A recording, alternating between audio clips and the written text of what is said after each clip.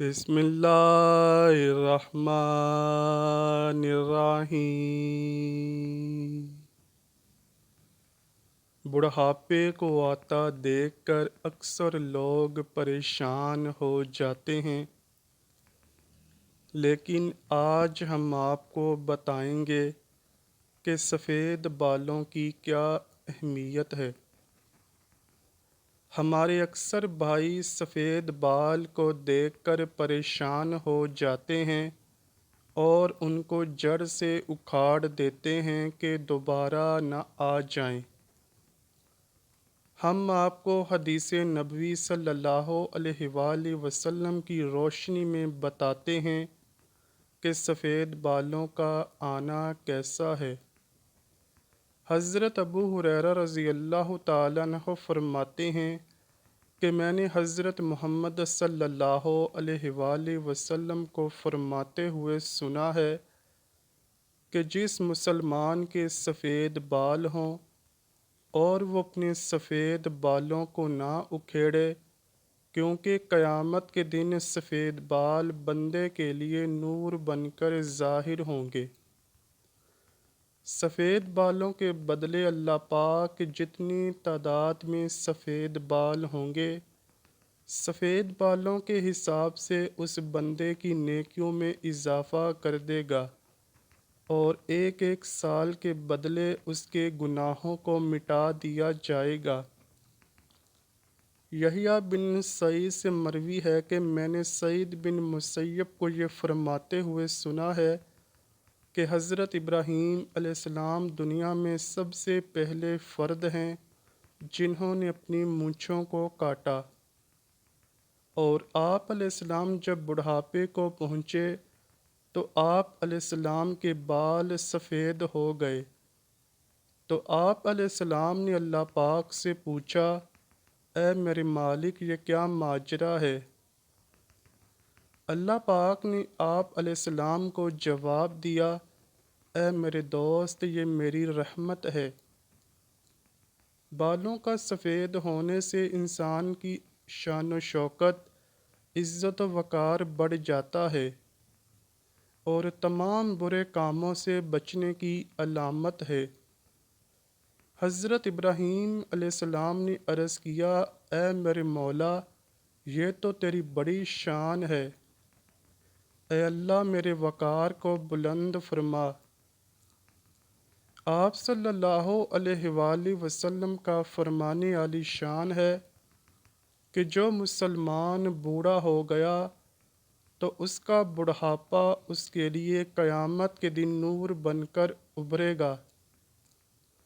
ایک بندے نے نبی اکرم صلی اللہ علیہ وآلہ وسلم سے عرض کی، اے اللہ کے نبی صلی اللہ علیہ وآلہ وسلم، لوگ سفید بالوں کو اکھاڑ دیتے ہیں۔ یہ سن کر آپ صلی اللہ علیہ وآلہ وسلم نے فرمایا کہ جو بندہ اپنے سفید بالوں کو اکھاڑتا ہے تو اس نے قیامت کے دن اپنے نور کو ختم کر کے اکھاڑ دیا ہے۔ آپ صلی اللہ علیہ وآلہ وسلم نے فرمایا کہ سفید بال قیامت کے دن مسلمانوں کے لیے نور ہے۔ ان سفید بالوں کے بدلے اللہ پاک اس بندے کی نیکیاں لکھ دے گا اور گناہوں کو ختم کر دے گا اور اس بندے کا درجہ بلند فرما دے گا۔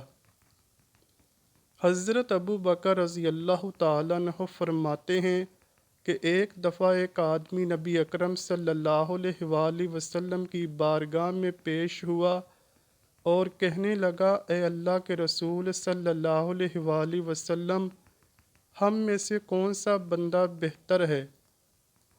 آپ صلی اللہ علیہ وآلہ وسلم نے فرمایا، جو بندہ بڑھاپے میں پہنچ گیا اور اس کی نیکیاں بہت زیادہ ہیں وہ سب سے بہتر ہے۔ اس نے پھر دریافت کیا، یا رسول اللہ صلی اللہ علیہ وآلہ وسلم، سب سے برا شخص کون ہے؟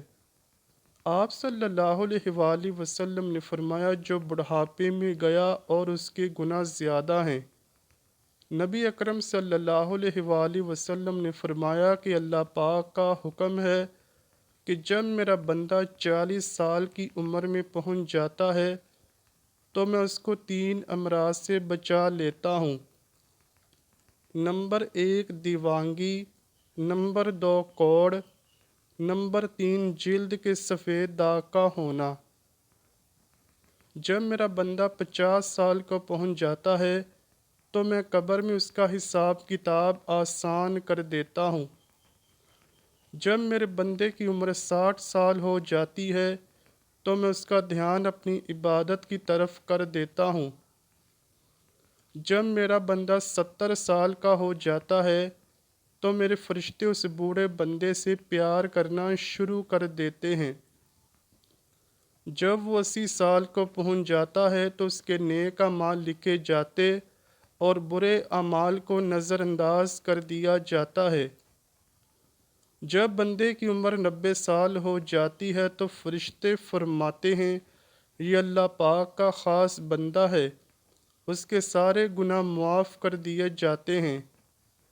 اس سے مراد ہے کہ اس بندے کی عمر پوری ہو چکی ہے اور روح کو اس کے جسم میں قید کر کے رکھا ہے، بس یہ وصال کے قریب ہے۔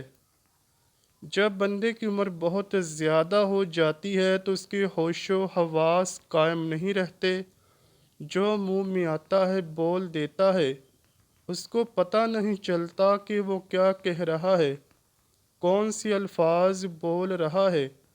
اس عمر میں اللہ پاک اس بندے کے جوانی کے سارے گناہوں کو معاف فرما دیتا ہے، اس سے غلطی بھی ہو جائے تو اس کو معاف کر دیتا ہے۔ حضرت جابر رضی اللہ تعالیٰ عنہ سے مروی ہے کہ آپ صلی اللہ علیہ وآلہ وسلم نے فرمایا کہ حضرت جبرائیل علیہ السلام ابھی میرے پاس آئے اور فرمایا ہے قسم مجھے اللہ پاک کی جس نے آپ صلی اللہ علیہ وآلہ وسلم کو حق و سچ کے ساتھ بھیجا ہے، ایک آدمی نے 500 سال تک سمندر میں ایک پہاڑ کے اوپر رہ کر اللہ پاک کی عبادت میں گزار دیے۔ یہ پہاڑ تقریباً 30 مربع میل پر مشتمل ہے۔ یہ پہاڑ کئی سینکڑوں میں پھیلے سمندر کے اندر واقع ہے۔ اللہ پاک نے اس بندے کے لیے اس پہاڑ پر میٹھے پانی کا چشمہ عطا کر دیا جس کی دھار ہاتھ کی انگلی کے برابر ہے۔ اس پہاڑ کے پاس ایک انار کو اگا دیا جس پر ہر دن ایک انار لگ جاتا تھا۔ وہ بندہ پہاڑ سے نیچے آتا، انار سے پیٹ بھر کر وضو کرتا اور اللہ پاک کی عبادت میں مصروف ہو جاتا تھا۔ جب اس نیک بندے کی موت کا وقت آیا تو اس نے اللہ پاک سے دعا کی، اے اللہ پاک میری موت سجدے کی حالت میں آئے اور میرے جسم کو پاک صاف جگہ پر محفوظ کر دیا جائے، اور جب قیامت کے دن دوبارہ مجھے زندہ کیا جائے تو سجدے کی حالت میں زندہ کیا جائے۔ اللہ پاک نے اس کی یہ خواہش کو پورا کر دیا۔ ہم آسمانوں پر جاتے اور زمین پر اترتے وقت اس کو سجدے کی حالت میں ہی دیکھتے ہیں۔ روز قیامت جب اس شخص کو اللہ پاک کی بارگاہ میں پیش کیا جائے گا تو اللہ پاک اس کو فرمائے گا کہ اے میرے بندے میری رحمت سے جنت میں چلا جا، تو یہ بندہ سوال کرے گا اے اللہ میرے نامہ اعمال کی وجہ سے مجھے جنت میں کیوں نہیں بھیجا جا رہا؟ 2 بار یہی قصہ ہوگا، پھر اللہ پاک فرمائے گا جا بندے میری رحمت سے جنت میں چلا جا۔ یہ بندہ کہے گا اے اللہ میرے عمل کی وجہ سے مجھے جنت کیوں نہیں عطا کی جا رہی؟ تو اللہ پاک نے اس سے فرمایا تجھے جو نعمتیں میں نے عطا کی ہیں اس کا اور تیرے عمل دونوں کا حساب و کتاب ہوگا۔ صرف آنکھ کی عطا کی گئی نعمت سے اس کے 500 سال کے سارے کیے گئے نیک اعمال ختم ہو جائیں گے، اور باقی سارے جسم پر جو احسان ہوں گے وہ زیادہ ہوں گے۔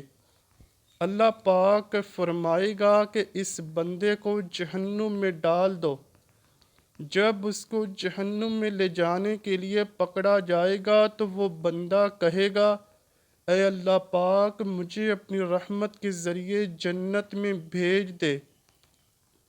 اللہ پاک فرمائے گا کہ میرے اس نیک بندے کو ادھر لاؤ۔ جب اس کو لایا جائے گا تو اللہ پاک فرمائے گا، تجھ کو پیدا کرنے والا کون ہے؟